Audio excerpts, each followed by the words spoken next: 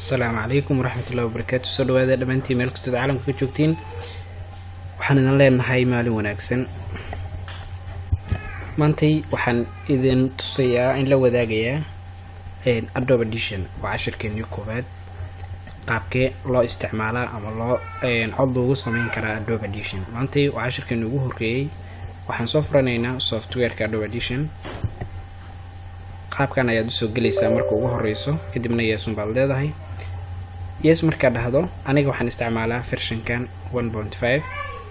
halkan ayuu ku keenayaa. halkan waa workspace-ka meesha aad ku shaqeynayso. mar walba waxa ugu muhiimsan waxa waayo waa qaybtan aad ku shaqeynayso.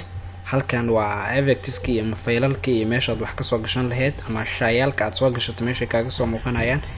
effect waa codka isbedelka aad ku sameynayso properties-ka waxyaabaha markaas adiga macnaha aad dooratay ama waxyaabaha ugu macquulsan oo aadka ama focal remove ko kale waxyaabaha marka fade out iyo fade in waxaas oo dhan waa arki doona insha Allah. sidoo kale qaybtan hoose waa meesha codka play laga dhahayo codka laga duubayo waxaas oo dhan. halkan waa meesha uu ka socon lahaa codka ama time-kii macnaha. maanta waxaan u baahanahay oo kaliya inaan aragno qaabka cod loo duubo loona jarjaro oo kaliya. يعني codka inaan duubno kadibna aan jarjarno. waxaad tagaysaa marka ugu horeyda qaybtan edit view kadibna waxaad imaanaysaa meeshan hoose si aad cod u duubto kadibna click ayaad ku siinaysaa. sidaana ku soo baxayso waxaad iska hubinaysaa inuu ku joogo 44100 halkan extra iyo 16 bit. inta marka sameeyso kadib okay ayaad leedahay. السلام عليكم soo dhawaada hadda rabtaan sii dhawaada.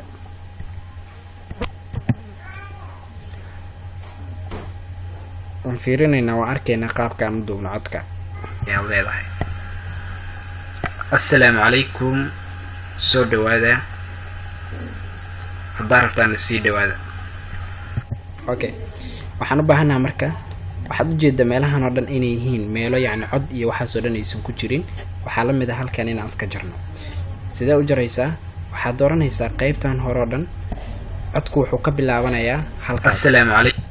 waxaad dooranaysaa intaad tegaysaa haylaada iska saaraysaa kadibna dhileeda oo ku taala keyboardka korkiisa ayaad kili ku siinaysaa. waxaa si nadiif halkaas kaaga bilaabanayo assalaamu calaykum. assalaamu calaykum codkaagiyo nadiife. aan aragna intaan soo dhawaada soo dhawaada hadda rabtaan sii. inta sirta ah waa in aamusan sidoo kale dhileeda leedahay. okay dhinaca bidix ee keyboard muuska la qabanaysaa waa jiidaysaa ilaa aad halkaas ka geynayso. intaas waa aamusantahay sidoo kale waa iska saaraynaa. inta tag